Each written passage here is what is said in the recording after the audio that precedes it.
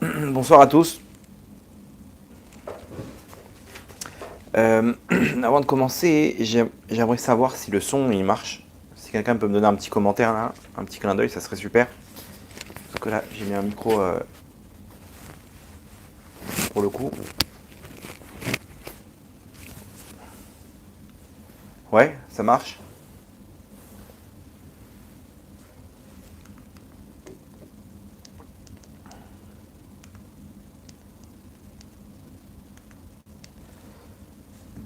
Ok, c'est bon, ça marche.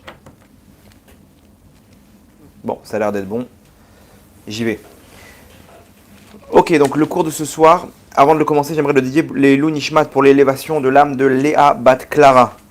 Que aujourd'hui c'était les 30 jours de son décès. Léon Ben Chnina, Yvonne Bachaya Bat Jema, Echai Edgar Ben Belara et Richard Ben Belara, Bezrat Hashem, Shenishmatam Yutzrod Betzror Achaim. Donc ça, on va commencer une série de cours, peut-être 3 cours, sur la prière de la Hamida. La prière de la Hamida, on a vu dans la paracha de Vaïtranan. Ça nous parlait de donc la dernière paracha, on a compté les 515 prières que Moshe Rabbeinu il a fait pour pouvoir rentrer en Israël.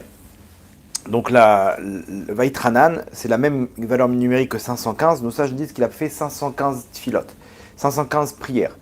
Et que s'il avait fait une prière en plus, il serait rentré en Israël. Et Hachem lui a dit arrête-toi parce que c'est pas pour toi. Il y a des raisons. Fais-moi confiance, c'est pas bon pour toi. Et Moshe Rabbeinu, il fait confiance à Hachem. Il sait que la prière, elle peut changer toute la nature. Et la preuve, c'est que Hachem lui a dit, encore une prière, je suis obligé d'accepter. C'est-à-dire Hachem, il a un plan, mais Moshe, s'il avait fait cette 516e tfila, prière, il aurait changé le plan d'Hachem. Hachem, il aurait dû s'organiser par rapport à ça. C'est-à-dire qu'Hachem, il prend en compte qu'un juif qui prie, la prière, elle peut tout changer. Il y a des choses qu'Hachem nous fait dépendre de notre prière, qui fait dépendre de nos prières, et il y a des choses que Hachem il a son plan et que nos prières elles sont quand même elles sont là, mais Hachem il préfère garder le plan et il n'écoute pas nos prières. Alors vous allez me dire alors pourquoi il nous laisse prier s'il sait que c'est pas bon? Pourquoi il a pendant 515 prières Moshe Rabbeinu il a prié? Dis-lui écoute depuis le début, dis-lui écoute laisse tomber c'est pas pour toi. Pourquoi tu laisses? Il arrive devant la ligne d'arrivée. Ah, au fait, non, par contre, ça, c'est impossible. Attends, mais pourquoi tu m'as fait. J'ai fait un marathon, là, de 5 jours. D'un coup, tu me dis que c'était. Dis-moi que je ne suis pas inscrit, et puis c'est tout. Vous comprenez la difficulté? Et en fait, deux choses. Premièrement, Akadosh Baruch Hu, il aime les prières des tzadikim. Pourquoi il aime les prières des tzadikim? Parce qu'en fait, chaque fois qu'on prie, on se connecte avec Hachem. Une prière, ça fait monter notre neshama dans les mondes d'en haut. On rencontre Hachem, ok? Vous allez voir qu'il faut comprendre ce qui se passe dans une prière. L'introduction, elle va être un petit peu... avant d'entrer dans les mots, il y aura une petite introduction pour comprendre qu'est-ce qu'on fait. La Gemara, elle dit là-bas dans Brachot Vav Amudbet, elle dit Dvarim she'omdim berumo shel olam ve'bnei adam ezalzelim baem. De quoi on parle? Des choses qui se tiennent dans les mondes les plus élevés. Les plus élevés. Et les gens, comment dire, ils dédaignent ces choses-là. C'est-à-dire les choses qui ont le plus de valeur, c'est des choses qui sont le moins, comment dire, il y a le moins d'engouement. Les choses qui n'ont pas de valeur, c'est la folie. Des choses, ça n'a aucune valeur. Par exemple, les déguisements à Purim, et ça, c'est why. Le monde à Purim, il tourne autour de ça, alors qu'il y a des choses qui peuvent changer le mazal d'une personne à Purim, et les gens, ils sont concentrés sur non, je comprends pas, mon chapeau de cow-boy, il n'est pas sorti avec ma ceinture, et ils sont là, comment tu t'es déguisé, les photos sur Facebook, les machins. Il y a tout un engouement, alors que le déguisement, c'est juste un symbole technique, quoi. Il y a aucun, comment dire, aucune mitzvah de se déguiser. Et pourtant, il y a un engouement. Pourquoi? Parce que l'Yetzirah, il sait où mettre la gomme. Et par contre, là où c'est hyper important, comme la prière, là-bas, les gens, mezalzelim baem. La Gemara nous dit comme quoi? Comme la tfila, la prière. La prière, c'est quelque chose, les gens, ils sont là, ils font une carte, ils ont pointé. Voilà, on a pointé, on a fait notre mincha, notre arvit. Si vous savez ce qu'un homme il peut ressentir, il peut tirer d'une seule prière, il peut changer tout le monde autour de lui. Il peut changer son mazal, il peut changer sa parnassa, son shalom bayit. On n'y croit pas. on n'y croit pas et nous, on vient lancer une bouteille à la mer et on se dit, ah, Alvaï, pourvu qu'Hachem il accepte mes prières. Alors qu'en fait, un juif, il a une force que chaque juif au monde, il a cette force. Hachem, il n'a pas donné la prière que à Moshe Rabbeinu, il a donné à chacun d'entre nous. Et il aime tellement ces prières-là que celles de Moshe Rabbeinu encore plus. Et donc, ici, ces 515 tfilotes, chaque prière, elle a changé complètement la neshama de Moshe Rabbeinu. Il y a eu un nouveau lien de communication qui s'est créé entre Hachem et Moshe, qui a fait que le lien qu'il avait avant la prière avec Hachem n'est plus le même. C'est une différence entre le ciel et la terre. Donc quand vous sortez d'une prière, il faut comprendre que vous n'êtes plus la même personne. Vous n'êtes plus la même personne, vous avez complètement changé, votre vie a complètement changé, on a remis tout en place dans le parcours d'une vie d'une personne, et il faut bien comprendre ça. On voit pour Avraham Avinu aussi, on nous raconte comment il a prié pour sauver les habitants de Sodome. Sodome et Gomorre, là-bas les deux villes, ok. Il prie pour des Réchaïm, et Akash Baruch Hu, il lui dit non, laisse tomber. Et il dit, mais attends, s'ils sont 45, est-ce que tu penses qu'il y a... Il argumente, argument sur argument sur argument.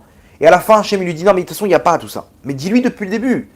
Il descend à 10 personnes, et là-bas, il lui dit, bon, va jusqu'à 5, va jusqu'à plus que ça. Non, il s'est arrêté, Avram. Pourquoi? Parce qu'il a compris, Hachem, il a compris que Hachem, il avait décidé de détruire. Mais pourquoi Hachem, il ne l'a pas dit avant? Pourquoi? Parce que chaque prière qu'il a fait, Hachem, il les prend le soir, il prend ces prières-là, et il les met dans un haut-tsar, un coffre-fort. Et dès que l'homme Israël a besoin, il puise les prières de Avraham Avinu, qui sont des prières qui influencent le mérite de nos pères, ils influencent jusqu'à aujourd'hui. C'est une carte bleue illimitée. Dès qu'on a besoin, on n'a pas de mérite, ok, Hachem, tu peux prendre sur le compte d'Avraham, ok, et Hachem, il prend sur la prière d'Avraham. Pareil, pourquoi nos Imaot, elles étaient, Sarah, Rivka, Rachel et Léa, même Léa, ils ne pouvaient pas avoir d'enfants. Ils étaient, j'ai plus le terme. Bon, en tout cas, ils pouvaient pas avoir d'enfants. Pourquoi tu les laisses prier, Hachem? Et ils prient 1 an, 2 ans, 3 ans, 4 ans, 10 ans, 20 ans. 20 ans 20 ans, Rivka l'a prié. Et et Hachem, il n'écoute pas les prières. Et à la fin, il écoute les prières. Nous dit le Zohar, pourquoi? Le Zohar Toldot, je crois.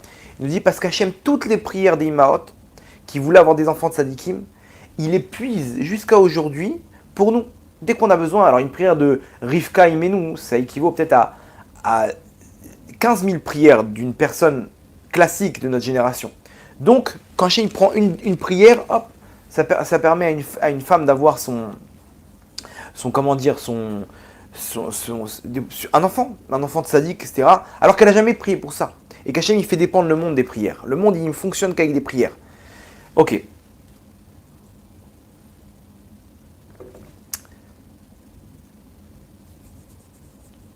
Une petite histoire quand même, avant de commencer.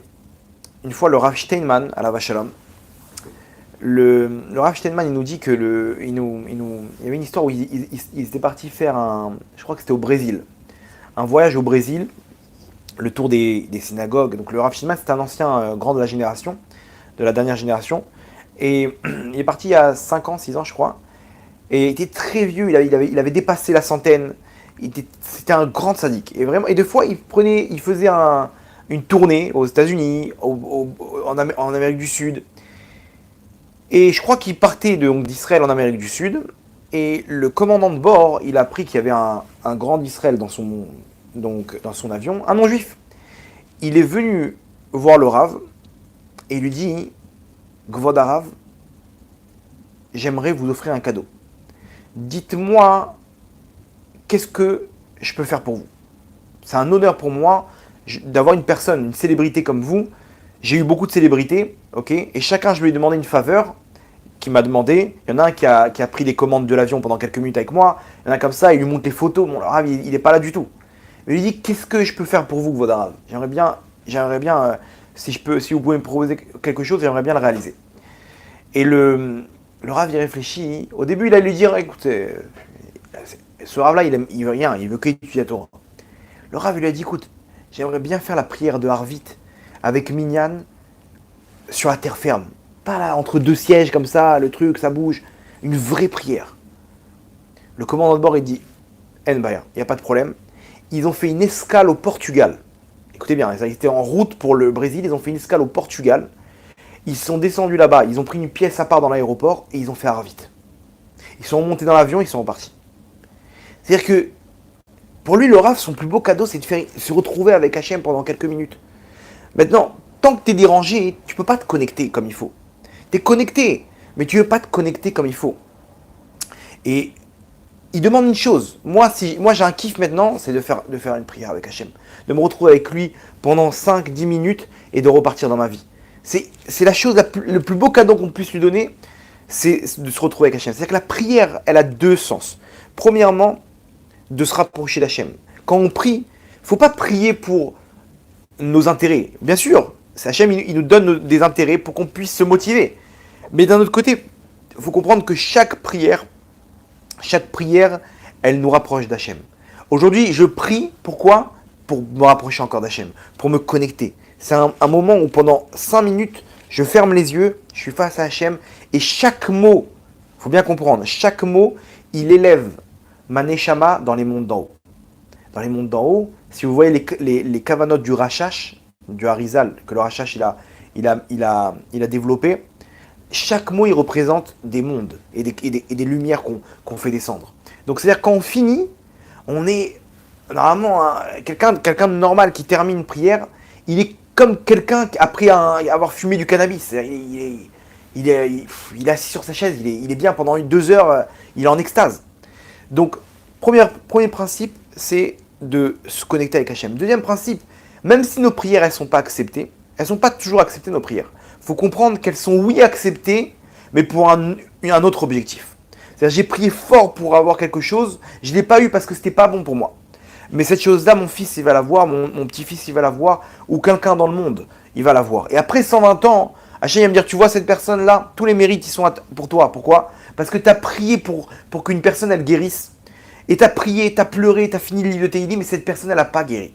Et elle est partie de ce monde-là. Combien d'histoires on a eu comme ça ? On a entendu des gens qui étaient malades, on a prié de toutes nos forces, et cette personne-là, elle a succombé à ses blessures, et elle est partie de ce monde-là. On va dire quoi ? Où elles sont, ces filottes ? Ces filottes-là, en fait, elles ont sauvé une autre personne dans le monde, et après 120 ans, on va te montrer combien cette personne-là, elle aurait dû partir, et tes prières, elles l'ont sauvé. Et donc, tout ce qu'il a fait comme mitzvot derrière, c'est sur ton compte. Ah, c'est quoi ? Mais je ne le connais même pas. Les prières, elles sont toutes acceptées. Maintenant, de quelle manière Hachem, c'est lui le chef d'orchestre et c'est lui qui organise. Ok. Donc, il y a une chose aussi à savoir. Hein. La prière, la prière qu'on fait, la prière, c'est instaurée par les sages. Le schéma, c'est instauré par la Torah même. Et donc, la prière de la Mida, c'est instauré par nos sages. Ça veut dire quoi ? Ça veut dire que, techniquement, la prière du Kriyat Shema, elle est plus importante et elle est plus haute que la prière de la Mida. J'ai vu le schéma Israël, on déclare combien Hachem il est un dans le monde. Et pourtant la Mida, donc ça c'est la Torah qui l'a instauré, c'est Hachem en personne. La Mida c'est les sages. Pourtant la Mida elle vient après. Il faut comprendre une chose, que tout au long de la prière du matin, on monte de monde en monde. Il y a 4 mondes. Olam Asiya, Yetzira, Bria, Atzilut. Le schéma c'est dans le monde de la Bria. La Mida qui est inférieure sur le poids, au niveau que ça a été instauré par les sages, elle est dans la Atzilut. Pourquoi ? C'est quoi la différence ? Pourquoi elle est plus haute dans les mondes d'en haut, alors que sur le poids technique, la prière de la Mida, elle est inférieure au Kriyat Shema. Pourquoi ? Parce que c'est beaucoup plus fort de parler avec Hachem. Hachem, on peut parler avec lui, maintenant on va se retrouver, quand on commence la Mida, il faut comprendre une chose, c'est que la présence divine, elle descend devant la personne. C'est pour ça qu'un homme, il n'a pas le droit de passer devant quelqu'un qui fait la Mida. Il faut 2 mètres.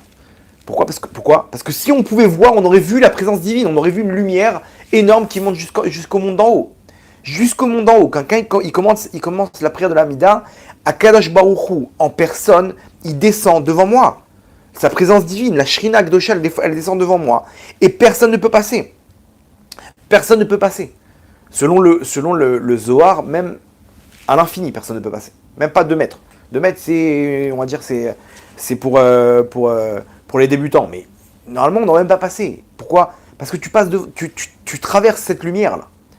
Vous comprenez? C'est comme si c'est un endroit qui est kadosh. Cet endroit-là, tu n'as pas le droit de passer. Tu peux pas. Il est lui face à Hachem. Vous vous rendez compte? C'est-à-dire qu'on ne se rend pas compte de ce qu'on est en train de faire. Et notre Neshama, elle monte, elle monte, elle monte. Alors regardez, le Yerushalmi dit comme ça. Tout ce qu'il y a dans ce monde-là, ok, tout ce qu'il y a dans ce monde-là, ça veut dire que vous sortez, imaginez, vous fermez les yeux et vous montez. Vous montez, vous montez, vous montez. Et vous arrivez donc, vous sortez de l'atmosphère. Vous arrivez dans l'espace. Maintenant, vous montez, vous montez, vous montez, et vous allez sortir du système solaire. Vous allez voir Pluton, tout le système jusqu'au Soleil, énorme comme ça. La Terre au loin. Vous sortez du système solaire, il y a la Voie lactée, il y a l'univers. Vous sortez de l'univers, vous allez voir des millions d'univers. C'est-à-dire que notre univers, c'est une goutte dans l'océan. Il y a des millions de milliards d'univers.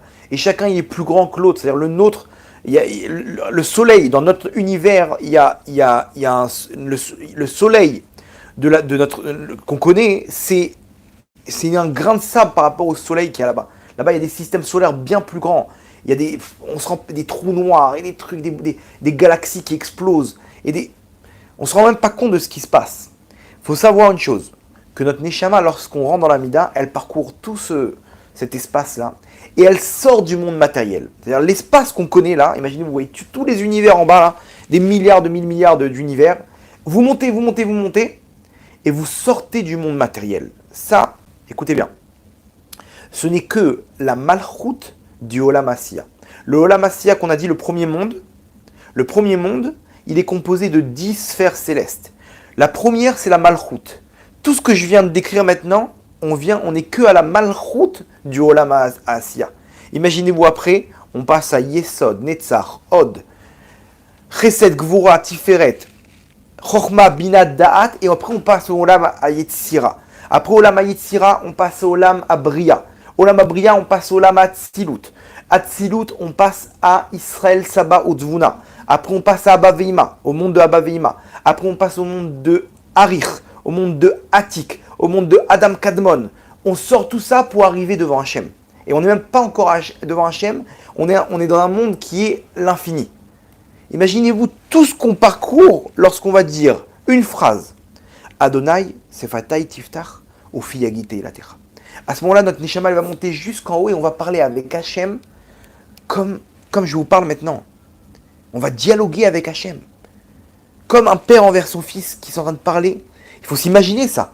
Avant d'entrer dans la Mida, si vous fermez les yeux, vous imaginez tout le parcours que vous faites maintenant et qu'il y a 2 anges qui viennent à côté de vous et qui vous dit Hachem, il a besoin de tes prières et qui vous prend et qui vous téléporte en un instant. C'est-à-dire tout ce que je viens de parcourir, ce que les navettes spatiales elles font en des centaines d'années, ok, pour arriver que sur Mars, enfin centaines, on va dire en quelques 5-6 ans pour arriver sur Mars. Nous, on parcourt tout ce que je vous dis maintenant, tous les mondes d'en haut, jusqu'à l'infini, en un instant. Quand tu dis une phrase, Hachem, c'est Fatay Tiftach, Ufi Yagite Elatecha. C'est le premier verset par lequel commence notre prière de la Hamida. Donc, d'un côté, Hachem, il descend, mais quand il descend, en fait, c'est que notre Neshama, elle est montée là où je vous ai expliqué. Donc, c'est pas contradictoire avec ce que j'ai dit juste avant, mais c'est comme ça que ça marche. Alors, c'est-à-dire quoi cette phrase? Hachem, alors, remarquez bien, Hachem, c'est Fatay Tiftach, quand on prend les initiales, ça fait Eshet. Eshet, c'est une femme. Ufi Yagite Elatecha, non, ça c'est autre chose. Eshet, ça représente quoi? Le Zohar, il nous dit Eshet Yifat Tohar, c'est la Shrina, c'est le surnom qu'on donne à la Shrina Kdosha. La Shrina Kdosha, c'est la présence divine. La présence divine, c'est Hachem en personne. C'est la représentation féminine d'Hachem.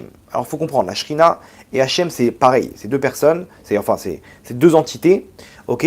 Mais des fois, on emploie le nom, le côté masculin, et des fois, on emploie le côté féminin. La Shrina, c'est la présence divine, c'est au féminin. Et Hachem, Akadosh Baruch Hu, Yud Kevavke, c'est entre guillemets, c'est au masculin. Pourquoi des fois masculin, des fois féminin? C'est pas qu'il y a 2 entités différentes. Non, des fois, c'est quoi le rôle d'un homme dans un couple? C'est de donner. Le rôle d'une femme, c'est de recevoir. La femme, elle reçoit les ingrédients que lui a acheté son mari, et avec ça, elle fait du pain. La femme, elle reçoit même dans la relation. La femme, elle reçoit et elle met au monde. Ok. Et l'homme, il donne. Il donne dans. C'est l'homme qui protège la femme. Il y a un mouvement comme ça que l'homme, il donne et la femme, elle reçoit. Donc quand Hachem, il est en mode masculin, c'est qu'il a pas besoin de nous. Il est là pour influencer le monde. Mais des fois, Hachem, il a besoin de nous. Quand on voit qu'il est en mode féminin, c'est pas qu'il a besoin de nous. C'est juste que maintenant, il a laissé la place à l'homme de créer des choses. Et pour ça, il nous fait comprendre qu'il a besoin, donc c'est quand il prend le côté féminin. Parce qu'une femme, elle reçoit. Donc là, il nous demande nos prières. Donc c'est pour ça qu'on commence par Échet. C'est que la présence divine, elle descend devant nous. Donc Hachem, Hachem c'est Akadosh Baruch Hu en personne. C'est Fatay Tiftar. Mes lèvres, tu ouvriras. C'est-à-dire qu'en gros, avant de commencer à parler, on demande la permission. Hachem, c'est toi qui ouvres mes lèvres. C'est-à-dire tout ce que je vais dire, fais en sorte que c'est toi qui me sors les mots de la bouche. Je ne sais pas comment je vais parler. Je ne sais pas ce que je vais dire. Je ne comprends rien. Ces mots-là, je ne les comprends pas. C'est des secrets de chaque chose qui ont été placés par des prophètes et qui ont été instaurés par les plus grands Tanaïm de l'époque, faits par esprit divin. C'est-à-dire que ça représente des choses qui me dépassent. Mais toi, Hachem, c'est Fatay Tiftar. Toi, tu ouvriras mes lèvres. Je ne peux pas parler de qui je suis maintenant pour m'adresser devant toi. De quoi on parle? On parle du roi des rois. Moi, un moustique, comme moi, je vais pouvoir m'adresser à toi. Mais regardez, aujourd'hui, tu parles à un roi. Il te faut des années avant d'arriver à prendre rendez-vous. Donc, là, on demande la permission. Hachem, c'est Fatay Tiftar, Oufi, et ma bouche, Yagit et Ilatecha, elle prononcera tes louanges. C'est-à-dire que tes louanges, qu'on va dire maintenant, et je vais les dire, mais fais en sorte que ma bouche, elle les prononce. Je ne vais pas comprendre que c'est des louanges. Je ne comprends pas toute la profondeur des choses, mais fais en sorte que ce que je vais dire puisse arriver en toi comme tes louanges. Comme si j'avais compris tout ce que j'ai dit. Donc vous vous rendez compte, cette phrase-là, premièrement, elle a un effet de demander la permission. Et que toi, Hachem, tu m'ouvres la bouche. Ça veut dire que toi, Moi, voilà, je prépare mon cœur. Je fais mon ishtadlout, je fais l'effort qu'il faut. J'ai la volonté de prier et de débloquer tout ce que j'ai besoin maintenant. Mais je ne sais pas comment ça marche. Quand on commence comme ça, on commence avec l'humilité. Quand on commence avec l'humilité, c'est la clé pour recevoir toutes les prières, pour qu'Hachem il accepte toutes nos prières. Quand on vient avec de l'orgueil, Hachem il dit bon, alors je vois que tu n'as pas besoin de moi, appelle-moi, tiens-moi au courant. Voilà, Hachem, donne-moi, et j'ai besoin de ça. Et t'es où là? Je comprends pas, pourquoi j'ai pas de réponse? Ça fait 3 semaines que je prie sur le sujet. Non, ne viens pas comme ça. Viens pas, c'est familier, c'est sûr, mais tu viens avec l'humilité. Et c'est comme ça que ça marche pour chaque chose. Viens avec le cœur. Si tu viens avec le cœur, comme si tu ne fais rien, c'est toi qui prépare ton... Moi je veux prier Hachem. Comment ça marche, je ne sais pas.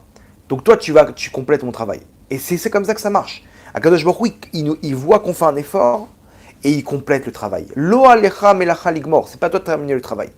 Mais tu ne peux pas annuler ce travail.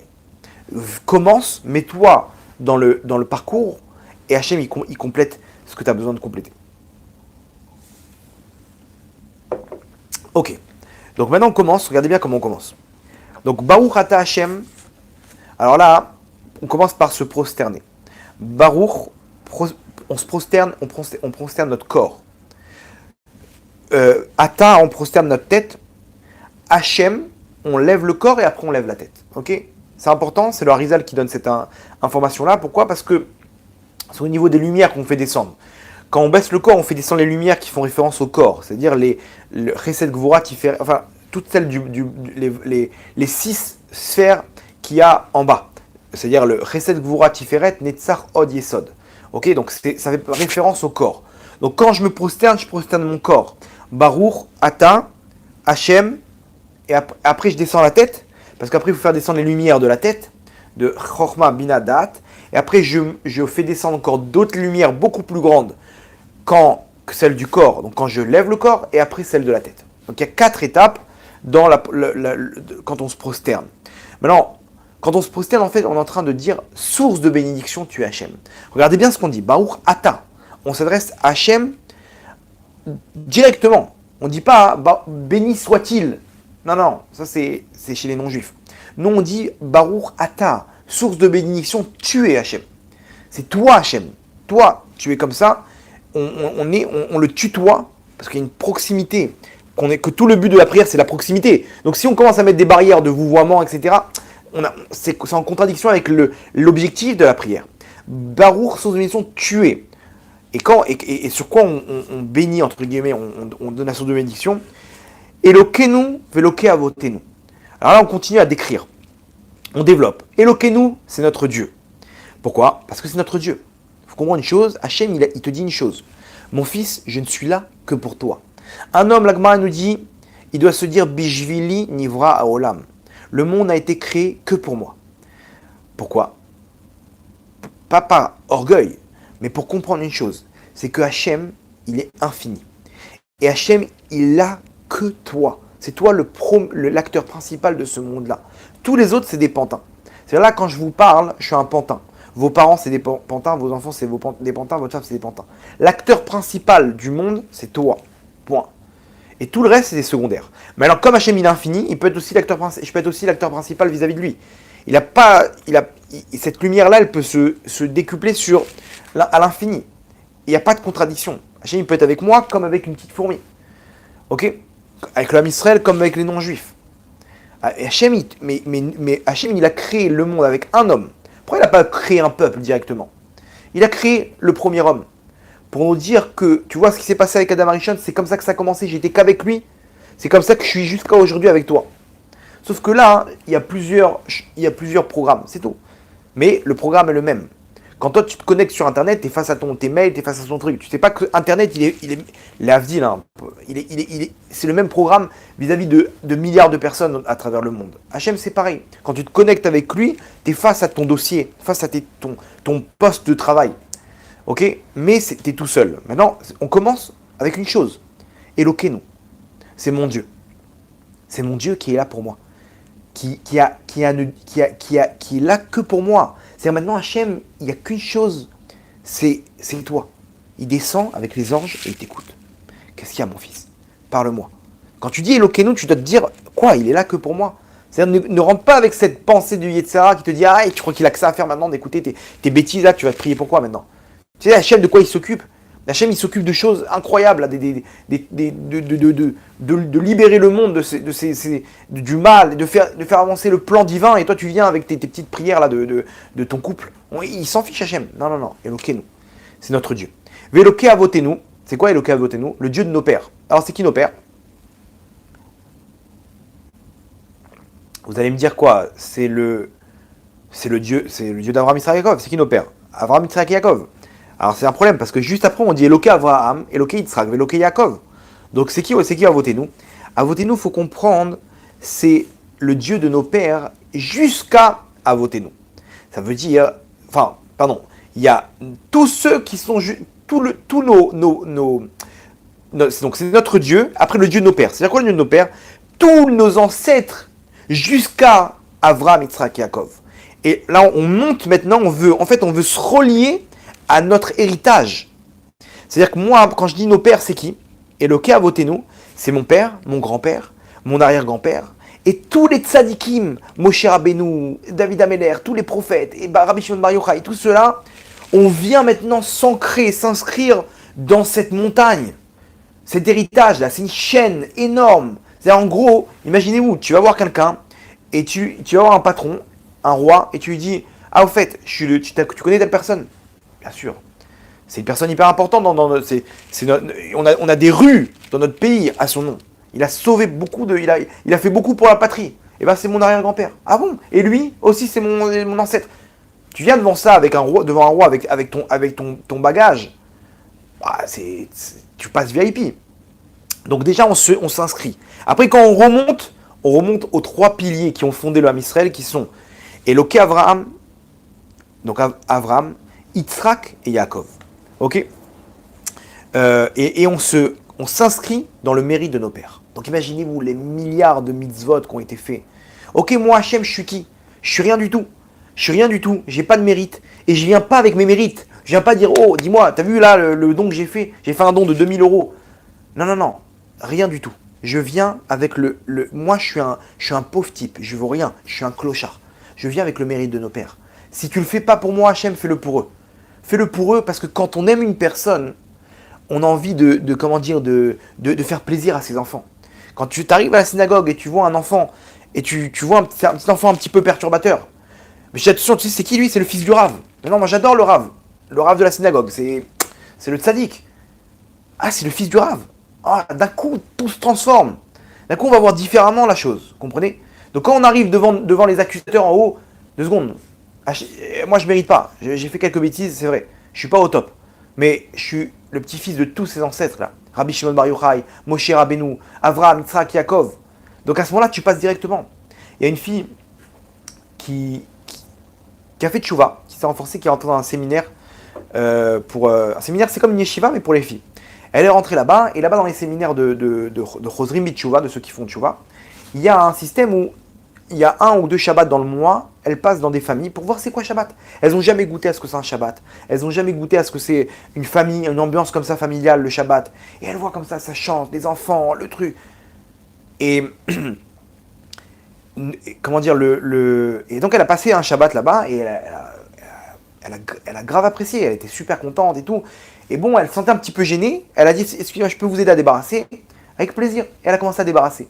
Maintenant, elle rentre dans la cuisine, et là-bas, elle pousse un cri, boum, elle s'évanouit, et elle fait tomber les assiettes qu'elle a pris avec elle. Ouah, donc ils ont pas compris, ils sont arrivés tous en catastrophe. Qu'est-ce qui se passe? Ils ont mis un petit peu d'eau, etc. Et hop, elle reprend ses esprits, et elle dit, qu'est-ce que tout va bien?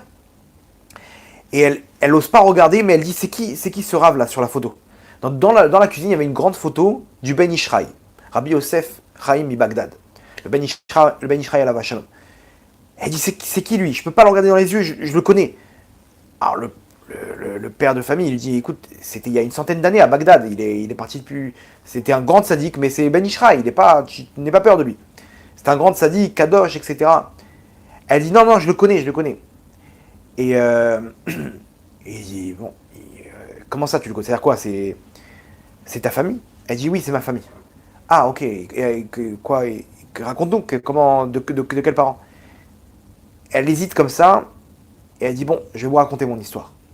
Bon, il ramasse vite les trucs, il a fait un soir à table avec un bon verre de thé, et elle dit, regardez, il y a encore 1 an, ce que je suis maintenant, j'étais à l'opposé. J'étais pas du tout de Sanoa, je faisais pas Shabbat, rien du tout. Les boîtes de nuit, la totale. Et je suis rentré avec une copine, on est parti boire un verre, je suis rentré avec une copine, on a fait un accident de la route. On a bu un petit peu trop, on a fait un accident de la route. Ma copine, elle est tombée dans le coma. Tous les deux, on est tombés dans le coma, ok. Ma copine, elle est sortie du coma et moi, je suis resté 1 semaine dans le coma. Maintenant, j'ai passé ce qu'on appelle une mort clinique. Là-haut, je suis monté et j'ai vu des milliards d'anges destructeurs, qui représentaient tous les hommes que j'ai fait fauter avec mes tenues vestimentaires. Chaque fois qu'un homme, il me regardait et qu'il avait des mauvaises pensées, il faisait un interdit de l'otaturu enechem, qu'on n'a pas le droit d'avoir des mauvaises pensées sur une femme, ok. Et donc, comme moi, je les ai poussés à ça, donc tous ces anges-là, c'est entre guillemets, c'est moi qui les ai créés. Et donc, ils sont venus pour me punir, pour en découdre avec moi, jusqu'à que j'ai été tiré. Ils n'ont pas réussi à m'attraper, j'ai été tiré dans un tribunal céleste. Et là, la liste de fautes que j'avais, elle était immensément grande. Et ils sont venus pour sceller une vingtaine d'années dans le Kafakela, donc errer dans ce monde-là, jusqu'à que je répare tous les anges que j'ai créés, que je répare mes fautes par l'intermédiaire de ces anges-là, et qu'après je puisse rentrer au Gehinam et après au Gan Eden. Et juste avant qu'il scelle mon jugement, d'un coup je vois un grand sadique qui rentre, une lumière énorme sur son visage. Tout le tribunal céleste, il s'est levé devant lui. Je ne savais pas comment il s'appelait, mais il leur dit, libérez-la. Et ils leur dit, Kvod Harav, on veut bien, mais on ne peut pas. Il y a un din, il y a un jugement qui a été donné. On vient selon la Torah, on ne vient pas selon nos paroles à nous. On n'est pas, c'est pas nous qui décidons. On vient selon la Torah. Cette femme-là, elle a transgressé la Torah, elle doit payer. C'est écrit noir sur blanc. Le Ben Ishraï a pris la parole, il a dit, écoutez bien, par le mérite de ma Torah et des mitzvot, que toute ma vie je me suis sacrifié pour Hachem et sa Torah, je vous demande de libérer cette femme-là et de lui laisser une chance. Pourquoi? Tout simplement parce qu'elle fait partie de mes descendants. Et j'ai prié avec ma femme les larmes toutes les larmes de mon corps pour que ma descendance, elle aille dans le droit chemin. Donc par ce mérite-là, je vous demande de la libérer. Kvod Harav, il n'y a pas de problème. Ils ont tamponné, ils m'ont envoyé sur terre. J'ai ouvert les yeux après une semaine de coma et j'ai décidé de faire tchouva complet. Complet. Maintenant, toujours, je me suis posé la question, c'est qui cet arrière-grand-père qui m'a sauvé la vie? Et là, j'ai vu sa photo, j'ai fait le rapprochement, j'ai tout de suite compris, j'ai sauté en l'air. Imaginez-vous, cette femme-là qui descend du Ben Ishraï. Maintenant, nous, on fait exactement le même principe. Quand on vient dire Eloké Avotenu, Eloké Avraham, Yitzhak, Yaakov, on vient s'inscrire avec toutes ces mitzvot-là. Ça, c'est la Torah du Ben Ishraï. Imaginez-vous la Torah du Or HaChaim HaKadosh, la Torah du Harizal, de Rabbi Shimon Bar Yochai, David Améler, les chants de David Améler qui montaient, qui faisaient fuir toutes les forces du mal pour l'âme Israël. Jusqu'à aujourd'hui, les Teilim qui nous a transmis. La prière d'Avraham Avinu, que jusqu'à aujourd'hui, ces prières-là, elles nous aident à exister. L'âme Israël existe grâce à ces mérites-là. Donc, faut rester sur ces mots-là et s'inscrire dans les mérites de nos pères. Maintenant, pourquoi Eloké Avraham, Eloké Yitzhak, Eloké Yaakov? Dis-moi, Eloké Avraham, Yitzhak, Yaakov. Attends, bien, on économise des mots là. Eloké Avraham, Eloké Yitzhak, Eloké Yaakov. Pourquoi? En fait, la Gemara dans Baba Metzia nous ramène une histoire. J'avais déjà raconté cette histoire, mais cette histoire-là, vous allez voir qu'elle explique la question qu'on a posée.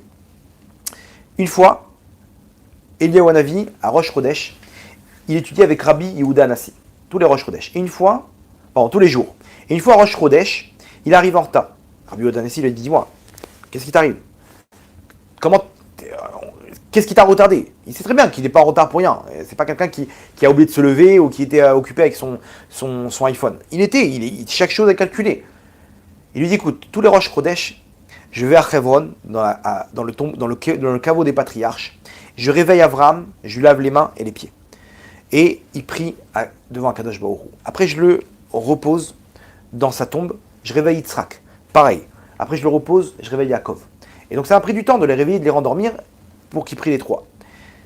Rabbi Yehuda Anassi dit, je comprends pas. Réveille les trois en même temps, qu'ils prient en même temps. Il dit non, parce que si je fais ça, les trois, ils vont ensemble, dans l'unité qu'il y a, ils vont se mettre, ils vont se chauffer, ils vont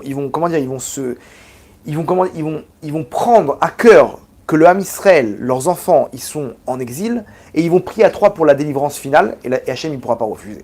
Donc pour éviter ça, on les réveille les uns après les autres. Ok, bon, l'histoire elle continue. Yehuda Anassi a essayé de faire pareil en bas, et avec trois personnes qui avaient la même force que nos pères, proportionnellement parlant par rapport à la génération, etc. Maintenant, vous voyez que chacun, en fait, il a son tsinor, il a son flux divin. Il a son flux divin, et je ne peux pas dire Eloké, Avraham, Yitzhak, c'est pas pareil. On ne peut pas les réunir ensemble. Chacun dans les mondes d'en haut, il représente un flux divin spécial, que selon la Kabbalah, Avraham représente le chesed. Le chesed, c'est la bonté. La bonté, le fait de donner, d'aider son prochain. Yitzhak, qui représente la gvoura. La gvoura, une fois que tu donnes cette lumière-là, il faut mettre des limites. La gvoura, c'est les limites. Les limites, c'est hyper important, parce que quelqu'un qui fait que donner, il n'existe plus, et il se détruit. Donc, il faut savoir mettre des gvurot. Les gvurot, c'est le moteur qui me permet d'avancer. Avec les gvurot, le din, la rigueur, c'est ce qui me permet d'avancer dans ce monde-là. C'est un moteur énorme. Et Yaakov, c'est la Tiferet. Tiferet, c'est l'union entre les deux. L'équilibre parfait entre les deux, ok, c'est Yaakov Avinu. Donc, nous, on demande, par intermédiaire de ces trois flux, de nous faire descendre toute l'abondance qu'on a besoin pour que la prière soit acceptée. Ensuite, on a quoi? Akel Agadol, Agibor, Vanora. Dieu grand, Agadol c'est grand, Gibor c'est puissant, et Nora c'est redoutable. Donc vous avez vu que chaque chose, on représente une entité différente. Grand, dans la mesure où Akadosh Baruch Hu, il n'y a pas de limite de sa bonté. Quand quelqu'un il est limité, non, Hachem il est grand, il n'y a pas, n'aie pas peur. N'aie pas peur pour ça, Hachem il n'est pas limité par quoi que ce soit au monde, ni par la nature qu'il a fixée, ni par une force physique, rien. Akadosh Baruch Hu, quand tu as compris qu'il est grand et que donc sa bonté, elle est grande. Et donc, n'aie peur de rien. Enchaîne tes prières sans avoir peur de peut-être je demande trop, peut-être... Non, non, fonce. Gibor, il est puissant. Il n'y a rien qui peut l'empêcher d'appliquer ce qu'il veut. C'est-à-dire que même s'il y a des accusations en haut, et il y a des décrets qui sont...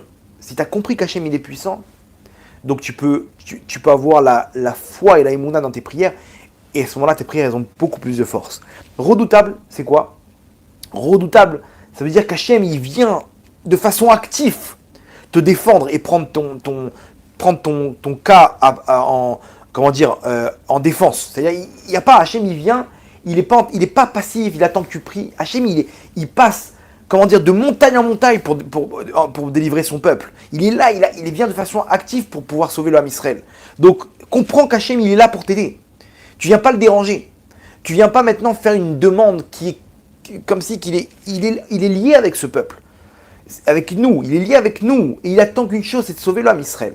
Donc tu viens demander quelque chose qui va dans son sens.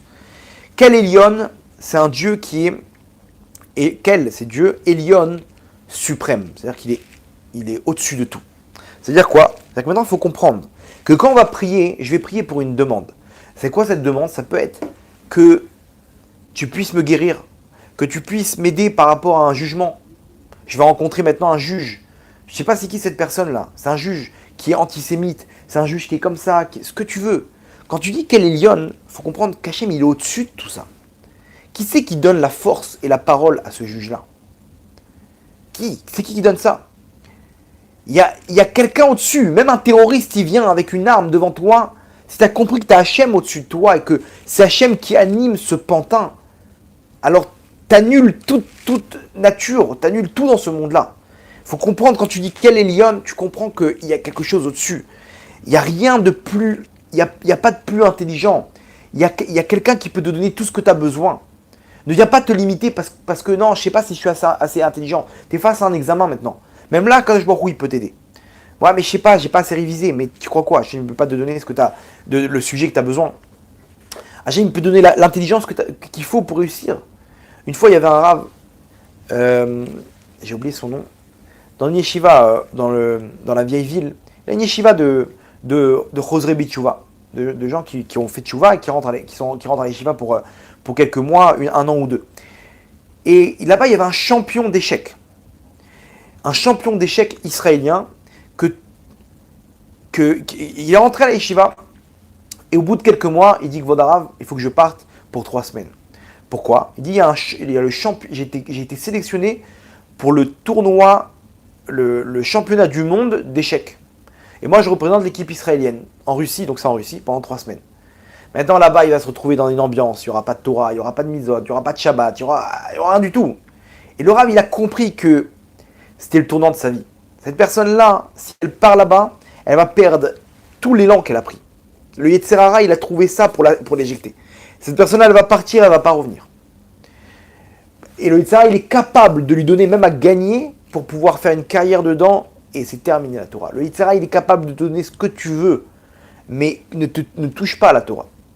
Le Rav, il a compris que c'était un Yetzer Hara, il lui dit écoute bien, je te déconseille. Il dit faudra vous rigoler, mais 3 semaines, je reviens, vous inquiétez pas. Il dit écoute bien. Crois-moi, j'en ai vu beaucoup des jeunes comme toi, ils partent pour moins que ça et ils reviennent jamais. Le Yetzer Hara, il attend que tu lui ouvres la porte et il s'installe. N'aie pas peur, tu perdras pas, fais-moi confiance. Il dit Rav, je vais réfléchir. Le lendemain matin, il vient voir le Rav après la prière, il lui dit Rav, je peux pas. C'est la chance de ma vie, je refuse votre offre. Je suis obligé de partir.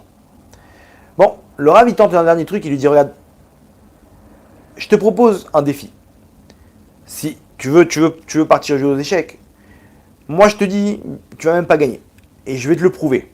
Pourquoi? Viens, on fait toi et moi un duel, ok, une partie d'échecs.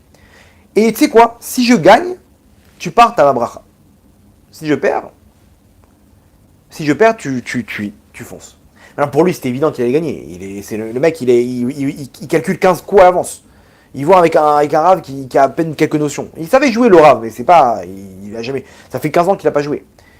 Il dit que voilà, Rav, ok, j'accepte votre proposition. Il dit t'es sûr, si tu perds, tu restes. Il dit j'accepte. Vraiment, mon mot, c'est mon mot. Il s'assoit avec le Rav. le Rav il lève les yeux vers le ciel, il fait une petite prière. Et il joue. Tac, tac, tac. Au bout de 7 minutes, le Rav, il pose un pion, échec et mat. Le mec, il devient fou, il dit, mais voilà, Rav, attendez, c'est une blague. Ouais, je l'ai pas vu celui-là. Et tac, il refait le truc, c'est pas possible. Le Rav, il lui dit, bon, alors, marché conclu ou pas? Il dit que voilà, Rav, je reste. Il avait les boules. Mais il dit que voilà, Rav, je reste. Par contre, juste, moi aussi, j'ai une condition. Expliquez-moi comment vous avez fait. Vous avez quoi? C'est de la Kabbalah, c'est du truc, c'est quoi? Le Rav, il dit non. Avant de commencer, j'ai prié une prière à Hachem. J'ai dit Hachem, c'est toi le Dieu suprême. Donc c'est-à-dire que l'intelligence qu'il y a dans le monde, elle ne vient que de toi. Moi, je ne suis pas capable de me battre avec un champion d'Israël d'échecs. Mais toi, tu donnes l'intelligence. Donc, toi, tu vas jouer avec lui. D'accord? Moi, je fais ça pour qu'il reste étudier la Torah. T'es pas intéressé qu'il aille là-bas, Hachem, en Russie, pendant 3 semaines et perd toute cette Torah. T'es intéressé qu'il reste ici. Donc moi, je vais faire l'intermédiaire, tu fais ce que tu veux. C'est la prière que j'ai fait. Donc en fait, t'as joué avec Hachem, là. T'as pas joué avec moi, t'as joué avec la Shrina. Ah, il a compris que Hachem, il voulait qu'il reste. Donc ça lui a donné des forces. Et aujourd'hui, cet homme-là, c'est un Talmid Chacham, un tzaddik, qui a compris avec du recul que c'était une blague du Yetzirah. Donc ça, c'est Kal Elyon. Ok? Gomel Chassadim Tovim. Attendez, c'est ça. Hein. Kal Elyon. Gomel Chassadim Tovim. Hachem, il donne des bienfaits, de la bonté. Gomel Chassadim, c'est de la bonté. Tovim. Tovim, c'est quoi? C'est bon. De la bonne bonté. Je ne sais pas comment le dire bien, mais...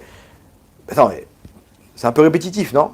Si c'est de la bonté, c'est forcément bon, non? Si c'est du bien, il peut être que bon. Et tu connais de la bonté qui est mauvaise?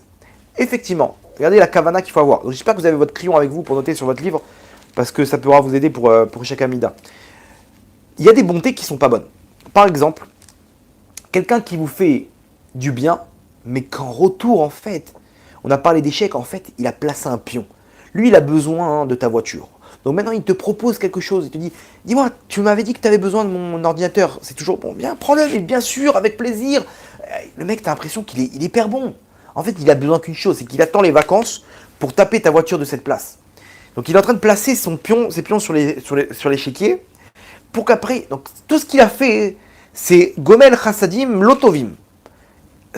Derrière, il y a quelque chose en échange. Hachem, lui, il est Gomel Chassadim Tovim. C'est netto de bien ce qu'il fait. Il ne te demande rien en retour. C'est chinam, c'est gratuit. Et quand on demande à Hachem, faut pas demander, comme on a vu, on ne demande pas son mérite. Le Zohar, il dit qu'Hachem, il a un endroit dans les mondes d'en haut, matanot chinam, des cadeaux gratuits. Nous, quand on demande là-bas. On demande des cadeaux gratuits. Hachem, je ne demande rien pour moi. Je te demande par ta bonté.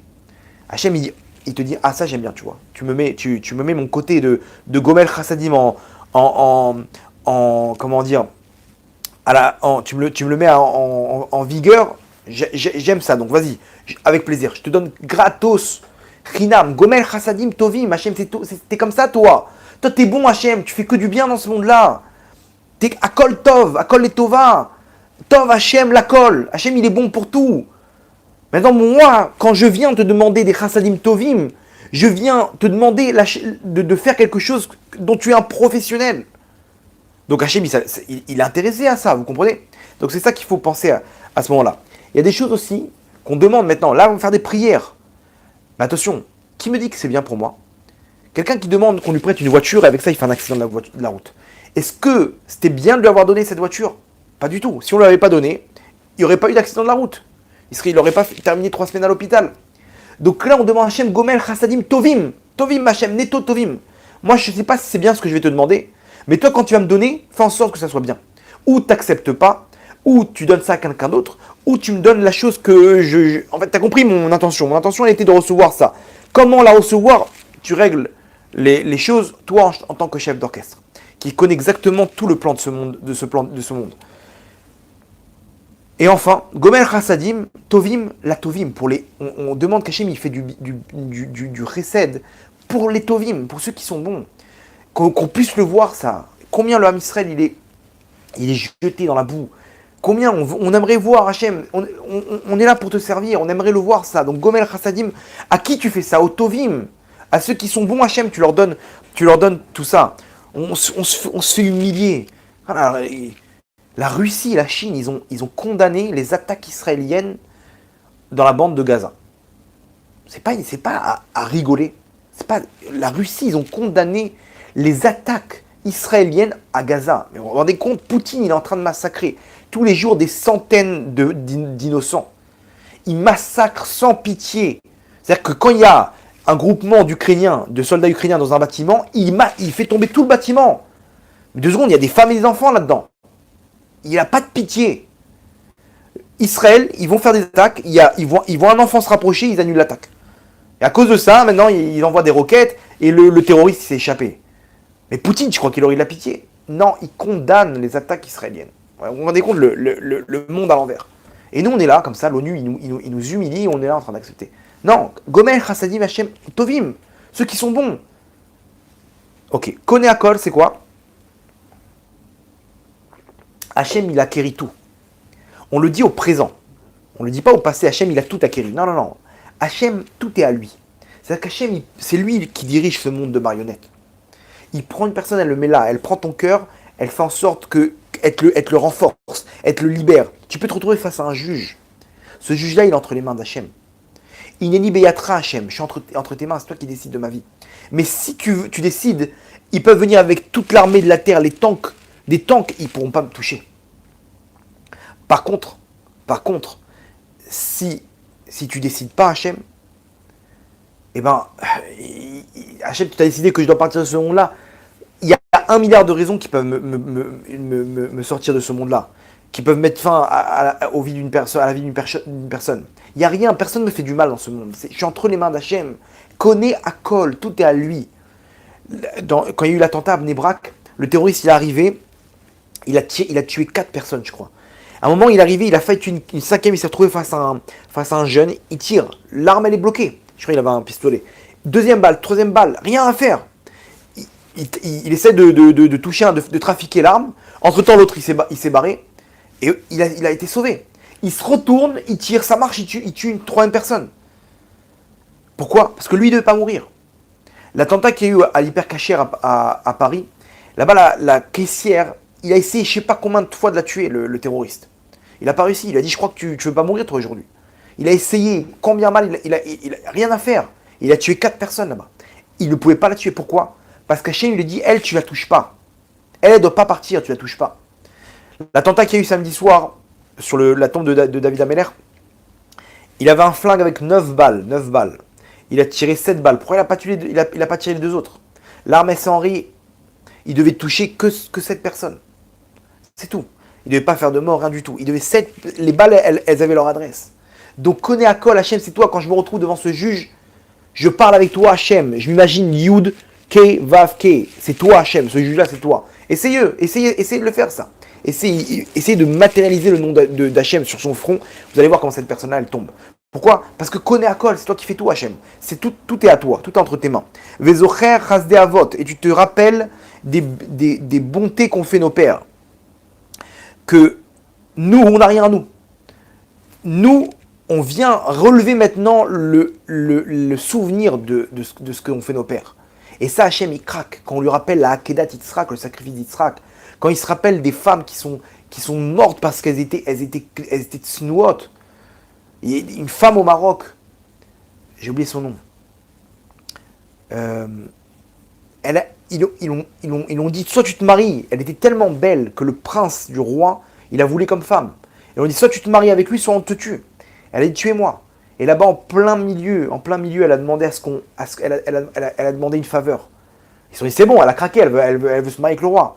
Elle a dit, je vous en supplie, donnez-moi des pinces, parce que comment ils l'ont tué? Ils l'ont pris avec des chevaux, ils l'ont attaché son corps avec des cordes, et là-bas ils l'ont fait traîner sur toute la place du village. Maintenant, elle a demandé une dernière demande en plein milieu. Ils se sont arrêtés, on dit, qu'est-ce que tu veux? Elle dit, je veux des pinces, s'il vous plaît. Des pinces, pourquoi? Parce que ma jupe, elle se lève. Elle avait une jupe longue. Ma jupe, elle se lève pendant que vous êtes en train de me tuer. Et elle a pris les pinces, elle les a enfoncées dans sa peau pour pas qu'on voit son manque de tsniout. Vous vous rendez compte de quoi on parle? Ces femmes-là, quand on vient, on dit, Hachem, regarde ce qu'ils ont fait, nos pères, pour te servir. Hachem, il craque tout de suite.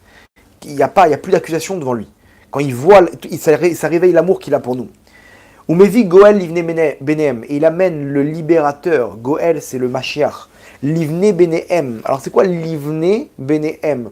Aux enfants de ses enfants. Donc 2 secondes. On a parlé déjà des enfants de qui? On parle de nos pères là maintenant. Zocher Hasde Avot, nos pères. C'est qui? Avraham, Yitzhak, Yaakov. Maintenant, c'est qui les enfants des enfants? Livne Benehem, les enfants des enfants de nos pères. Donc en fait, c'est les enfants des 10 tribus. Là, on vient faire référence à Hachem que on est les enfants des 10 tribus. Et alors, chacun, il a une particularité. Hachem, tu me regardes comme ça, ok, je suis pas Haredi, je suis pas Datilomi, je suis pas Chassid, Breslev, Chabad, mais je viens avec une caractéristique qu'aucune personne au monde n'a en lui. Faut comprendre une chose, que quand Hachem il te prend, il te descend sur terre, tu peux faire la mission, la seule, il n'y a que toi qui peux faire cette mission. Il n'y a que toi qui as ces caractéristiques-là que personne n'a depuis la création du monde jusqu'à la fin des temps. Et là, quand on dit Livne Benem, on vient s'inscrire avec ça en disant Hachem, pourquoi je demande tout ça pour ma mission sur terre? Cette mission-là, elle est unique. Et toi-même, tu me l'as donné. Tu m'as donné et sans moi, il n'y a rien. Sans cette mission-là, c'est comme une vis dans une voiture. S'il manque cette vis-là, le moteur, il ne tient pas. On ne peut plus avancer. Mais attends, mais c'est pas grave, elle n'est pas importante, cette vis. D'accord, elle n'est pas importante. C'est vrai, je suis un moucheron. Mais sans moi, il n'y a pas de tikkun à Olam. Et Hachem, il dépend de moi. Il dépend de mon tikkun. Donc, quand on dit Livne Benehem, on fait référence qu'on fait partie de ces 12 tribus. Donc, c'est quoi Mevi Goel? Encore une fois, il est au présent. C'est-à-dire, il est tout de suite là, de façon active. On ne dit pas il apportera ou Yavi Goel. Mevi. Pourquoi? Parce qu'il faut comprendre une chose. Le Mashiach, il a un parcours. Et chaque fois qu'on fait des actes, on fait avancer l'avenue du Mashiach. Une fille qui prend sur elle la tsniout, un homme qui fait attention à ses yeux, qui fait attention à sa gdusha, shmirat tabrit, etc. Ces actes, elles font avancer le Mashiach. Donc Mevi Goel, Hachem, il apporte tous les jours, il fait avancer un pas et un pas et un pas et un pas. Ok? Donc ça, c'est première explication. Mevi Goel, quand on dit ces mots-là, encore qu'on fait une prière qui fasse avancer encore un pas pour la délivrance finale. Et quoi encore? Mevi Goel, tous les jours, qui m'apporte la délivrance tous les jours. Ma délivrance personnelle. Et aussi, Mevi Goel, qu'Hachem il amène ma libération, ma liberté, je sais pas comment, ma délivrance, ok? Mevi Goel, malgré que je ne mérite pas, malgré que mes avérotes, elles font écran. Pourquoi j'ai des épreuves? À cause de mes avérotes. Et donc, on demande qu'Hachem il apporte la délivrance malgré que j'ai des écrans j'ai mes fautes qui font écran avec Hachem. Leman Shemo Be'ava, pour ton nom avec amour. Pourquoi tout ça, Hachem? Même si, en fait, je le fais dans mes intérêts. Mais je te demande de le faire pour ton nom. Avec amour pour ton peuple. Comme un enfant qui demande à son père un jouet. Il demande un bonbon. C'est très bien qu'il s'en fiche de toi. Il demande ça pour lui. Mais tu l'aimes tellement, tellement que tu veux lui... T'es prêt à tout pour lui. Qu'est-ce que tu veux? Je t'achète quoi? Ta console. Mais sa console, elle vaut 1000 euros. T'es fou, quoi. Mais qu'est-ce que tu fais? Je m'en fiche, je l'aime trop. Mais tu sais qu'il s'en fiche de toi, lui, par contre. Lui, il fait ça que pour lui. D'accord, c'est vrai. Je l'aime trop. Nous, on demande pareil à Hachem. Leman Shemo Be'ava. Déjà, premièrement, je sais que je suis dans mes intérêts, mais que ça soit Leman Shemo, pour ton nom. Que j'arrive de plus en plus à ce qu'il y ait encore un pourcentage en plus de façon à faire ça pour toi. Aujourd'hui, je fais ça 80% pour moi, 20% pour toi. Donc maintenant, on veut que ce soit tout pour toi. Malgré que j'ai mes demandes à moi, hein, si tu as mis ces motivations Hachem, c'est forcément que ça aide quelque part dans le monde, de façon spirituelle. Même quand un homme il demande une voiture, ça fait avancer les choses. Quand tu demandes une maison, ça fait avancer la construction du Beth Amikdash. Ce que tu demandes matériellement, il y a en parallèle des choses spirituelles dans les mondes d'en haut. Donc, on dit ça, Leman Shemo, que ça soit pour ton nom et pas pour mon nom à moi. Be'ava avec amour pour ton peuple. Avec amour, ça veut dire quoi? Ça veut dire que parce que tu m'aimes, c'est tout. Pas parce que je mérite, même si malgré que c'est dans mon intérêt, etc. Parce que comme un enfant qui vient, il faut venir comme ça, comme un pauvre qui vient, un petit enfant qui fait les yeux doux à son père. Papa, un dernier bonbon, s'il te plaît. Un dernier. Et comme ça, Kadosh Baruch Hu, il accepte nos demandes. Donc, regardez comment chaque mot, il vient faire référence. Je ne vous ai pas ramené toutes les sources, mais chaque mot, il a une source qui fait référence à des données dans la Gemara, dans la Torah orale écrite. dans les midrashim, dans tous les commentateurs. Alors, bien entendu, chaque mot, il fait référence aussi à des mondes d'en haut. Là, quand on dit Be'ava, si vous savez ce qui se passe selon la Kabbalah dans les mondes d'en haut, on a construit tous les mondes d'en haut, masculin et féminin, on les sépare de façon à ce qu'ils amènent des nouvelles lumières, ce qu'on appelle la Gadlout. La Gadlout, elle descend et elle se diffuse dans tous les mondes d'en bas. C'est dans Be'ava que ça se passe tout ça. Dans Be'ava, tout ce qu'on a construit jusqu'à maintenant, depuis le début de la prière jusqu'à maintenant, ok, on monte tout ça dans les mondes d'en haut et on fait descendre des lumières encore plus grandes qui vont être l'abondance dans tous les mondes d'en bas. Ça se passe dans Be'ava selon la Kabbalah. Dans le livre dans le Siddur du Rashash, c'est au moins 20 pages de Kavanot. Donc c'est énorme ce qui se passe. Quand on dit Be'ava, il faut comprendre que dans les mondes d'en haut, on fait bouger les mondes d'en haut. Vous comprenez? Donc c'est énorme. Meler, Ozer ou Moshiach ou Magen. Meler, c'est un roi. Le roi, il a tous les pouvoirs. Un roi, il peut donner la grâce présidentielle. La grâce royale, je sais pas. Un président, il peut donner la grâce présidentielle, il peut libérer un prisonnier s'il veut. Il peut faire ce qu'il veut. Un roi, il y a les règles, mais si lui, il a décidé maintenant d'enfreindre les règles, il peut. Donc déjà, on dit Meler. Meler, c'est quoi? C'est un roi par rapport aux règles qu'il a fixées. C'est vrai, il y a la Torah. C'est vrai, il y a des accusations par rapport à mes fautes. Mais toi, tu es un roi, Hachem. Et mes fautes, elles m'entraînent dans des galères. Elles m'entraînent dans des épreuves. Maintenant, toi, tu es Meler, Ozer. Tu aides. Ça veut dire quoi? Et regardez comment on va monter de plus en plus, on va augmenter de plus en plus dans les termes. Mais Ozer, ça veut dire quoi? Tu m'aides.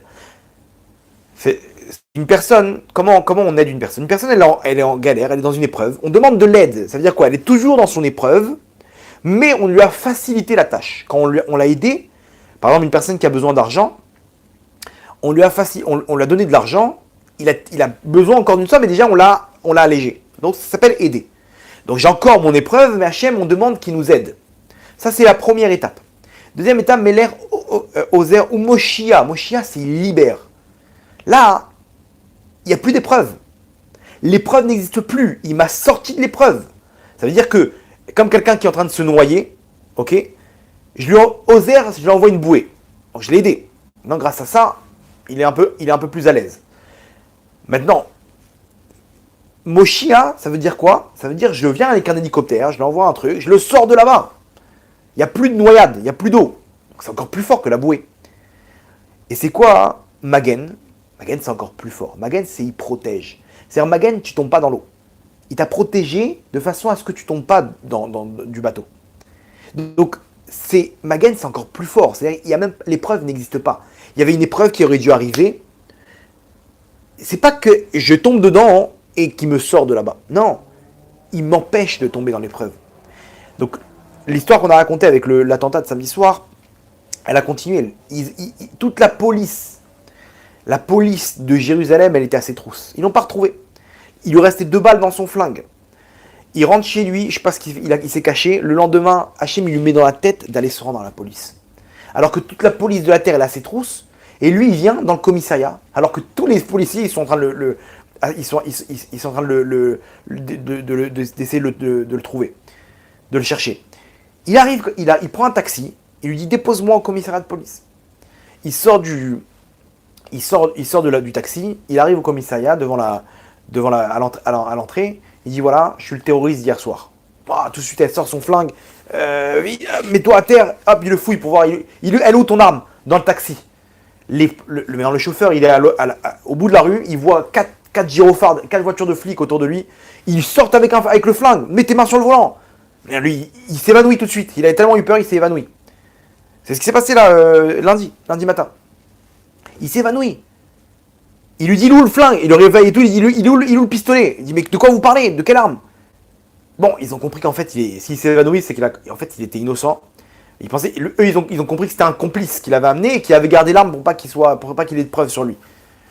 Mais en fait, c'est pas un complice, c'était un simple chauffeur de taxi. Et il se retrouve, le chauffeur de taxi.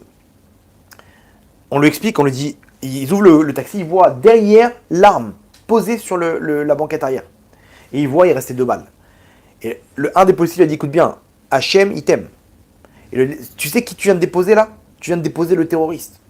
Il avait encore 2 balles. Maintenant, écoutez bien la folie. Ce terroriste-là, il va prendre perpète. Il a tentative de meurtre sur 7 personnes. Il a blessé 7 personnes, ok? Qu'il les a pas tués, ça veut pas dire que ça va alléger son... Tentative de meurtre sur 7 personnes. Attentat terroriste, il va prendre perpète maintenant. Il va rester en prison à vie, ce mec-là. Ok? Maintenant, tu as eu cette motivation de tuer. D'un coup, t'as fait tu vois. Il lui reste 2 balles.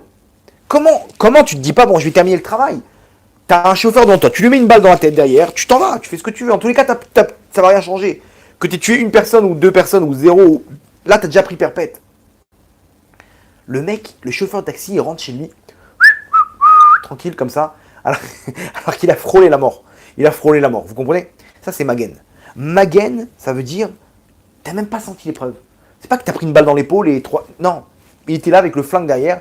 Hachem, il te dit, tu toucheras pas. Lui, il va prendre le terroriste, il va l'amener à un point B et il te touchera pas. Ok, imaginez-vous si on se balade comme ça avec la force qu'on a. Hachem, il a une force terrible. La force qu'on peut avoir si on a compris ça. Baruch ata Hachem, Magen Avraham. On signe avec béni, source de bénédiction, tu Hachem, Magen Avraham qui a protégé Avraham. De quoi Hachem il a protégé Avraham? Nous raconte le Midrash que quand Nimrod il lui a dit de se prosterner devant les idoles, Avraham c'était le seul au monde qui se battait pour dire qu'il n'y a qu'un Dieu, il n'y a qu'un Dieu sur terre, il ramenait du monde avec lui. Jusqu'à que Nimrod il lui a dit écoute bien, si tu ne te prosternes pas maintenant, on te tue. Il a fait une fournaise ardente, immense, un feu de 3 étages. Rien que tu te rapproches, tu brûles. Il lui dit soit tu te prosternes, soit je te jette. Avraham il a dit jette-moi. Je me prosternerai que devant Hachem. Ils l'ont pris, ils l'ont jeté. Et là il y a marqué qu'Hachem il a protégé Avraham avec une bulle autour de lui. Il est sorti intact. Pas une seule brûlure, rien du tout. Il est sorti rien, comme si de rien n'était. Du feu. Et il y a eu un kiddush Hachem énorme. Et quand il est sorti, Avraham Avinu, il a levé les yeux vers Hachem, il a dit Baruch ata Hachem Magen Avraham. Source de bénédiction Hachem qui a protégé Avraham. Et nous maintenant, quand on se prosterne maintenant, c'est encore la même histoire, Baruch ata Hachem Magen Avraham. On demande, on vient remettre en évidence la protection qu'il a eu Avraham. Et nous pareil, ce monde-là, c'est un feu ardent. C'est un feu d'épreuve. C'est un feu de force du mal, d'anges destructeurs, d'accusateurs. Regardez ce qui se passe dans la rue, on ne sait pas, les problèmes de Parnassa, de Shalom Bayit, des attentats, des guerres, c'est un feu. Mais sache une chose, nous dit Rabbi Nachman Breslev, Kol haolam kulo gesher tsar meod. Ce monde-là, c'est comme un pont étroit. Ve'aikar lo lefaret klal.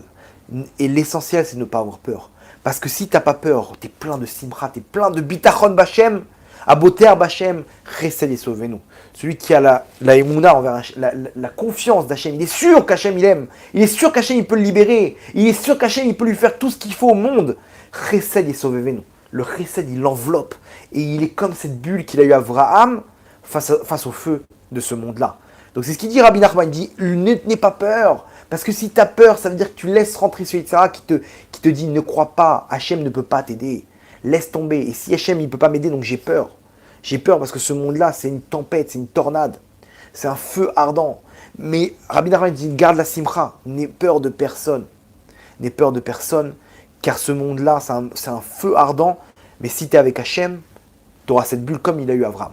Donc là, quand on se prosterne devant Hachem, il faut se rentrer le bitachon et la émouna, que de la manière qu'Hachem il a protégé Avraham, il va me protéger par rapport à mes prières, par rapport à tout ce que j'ai besoin dans ma journée d'aujourd'hui. Donc vous comprenez que ces prières-là, elles sont incroyables. Baruch ata Hachem Magen Avraham, regardez tout ce qu'on a dit dans ce peu de mots, des diamants. Il faut voir chaque mot comme des diamants qu'on est en train de récupérer. C'est normal qu'on ressort pas on n'est pas le même. Et cette même prière, on fait la même à Mincha et à Arvit. Mais maintenant, entre-temps, on a eu des événements.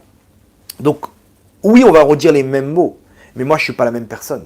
Donc, quand je vais venir avec un autre état d'esprit, et ça va changer la donne.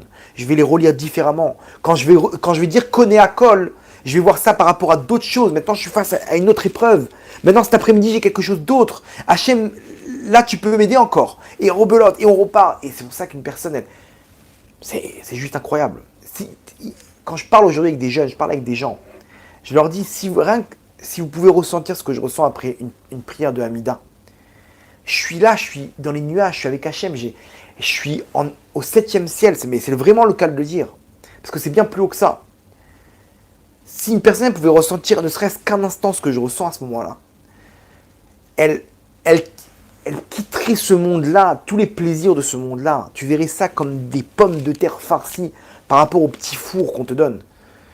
Une personne qui rencontre Hachem, elle ne veut plus rien d'autre dans ce monde-là. Elle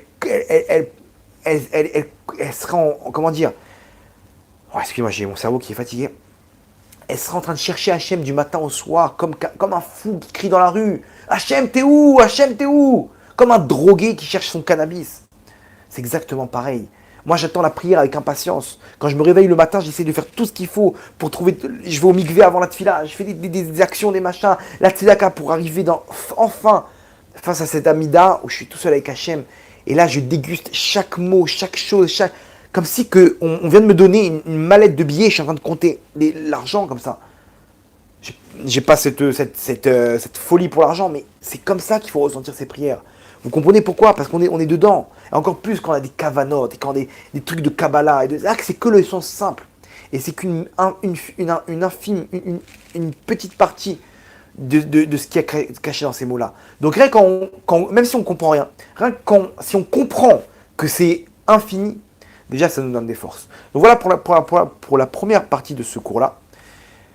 Excusez-moi, mais mon cerveau il va plus vite que ma parole, donc ça bégaye. Donc, ça c'est pour la première partie de ce cours-là. On a encore peut-être 2-3 cours derrière. Les premiers mots, ils sont très très profonds. Après, vous allez voir que ça va tracer. Donc, ça c'était l'introduction jusqu'à Magen Avraham, Bezrat Hashem. Je ne sais pas quand, mais on va enchaîner cette série de cours. Yiratson, qu'Akadosh Baruch Hu, il puisse écouter nos prières.